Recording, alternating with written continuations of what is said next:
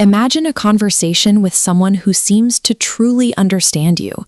They are warm, charming, and they ask questions that make you feel seen and heard for the first time in years. In certain modern occult practices, this dialogue isn't a social exchange. A question is a tool designed to bypass standard social boundaries and probe for specific internal information. Amara, who lived within this world for years, describes a methodology built on observation and empathy.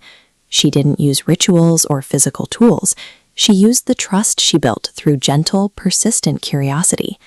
Before any influence is exerted, a practitioner performs a diagnostic check. They aren't looking for a person's strengths, but for the specific frequency of their habits and their unaddressed needs. This initial phase of intense interest is actually a systematic gathering of data, identifying the exact points where an individual's psychological and spiritual defenses are thinnest. The process begins by identifying a person's physical and spiritual rhythm. One of the most effective ways to do this is by asking a simple question about their sleep schedule.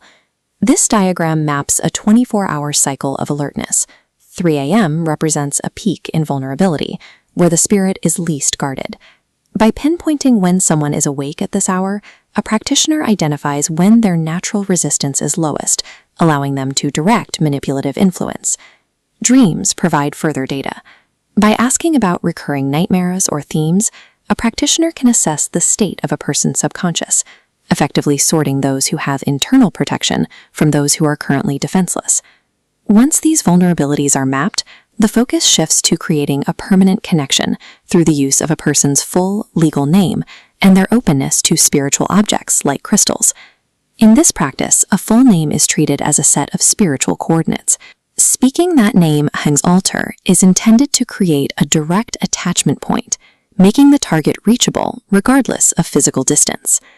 Through these 4 lines of inquiry, they locate the weakest hour, assess the subconscious state, and establish coordinates for influence.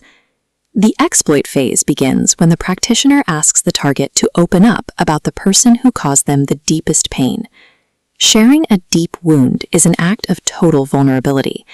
As this sphere shows, revisiting unhealed trauma lowers internal barriers, creating visible fissures. A practitioner uses this exposure to anchor their influence, allowing external nodes to attach and direct dark energy back into the person's life. This leads to the final mechanism of control, a compassionate offer to pray for you in my own way. In this context, a yes acts as a formal grant of authority. By accepting a prayer from an unspecified source, the individual waives their right to vet that influence, giving the practitioner the permission needed to operate within their spiritual space. By combining the exposure of old wounds with this granted permission, the individual unknowingly removes the final barriers protecting their internal life. For the practitioner, this system eventually collapses. Every point of access forced open in another person creates a corresponding vulnerability in the one who opened it. Amara found herself haunted by the same questions she once asked others. The peace she traded for power was replaced by whispers in the dark, echoing her own manipulative tactics back to her. During a night of intense spiritual pressure, she turned to her strongest tool, a purple psychic candle. But instead of clarity, the flame died instantly, replaced by a suffocating presence she could no longer control. At her breaking point, she spoke a name she had spent years avoiding. She called out the name of Jesus. The shift was instantaneous. The system of influence she had built and been trapped by was broken, and the presence that had dominated her room was forced to leave. Amara's story is a call to vigilance. By guarding the details of your habits, your deepest dreams, and your deepest pain, you protect the points of entry that others might use to influence your life.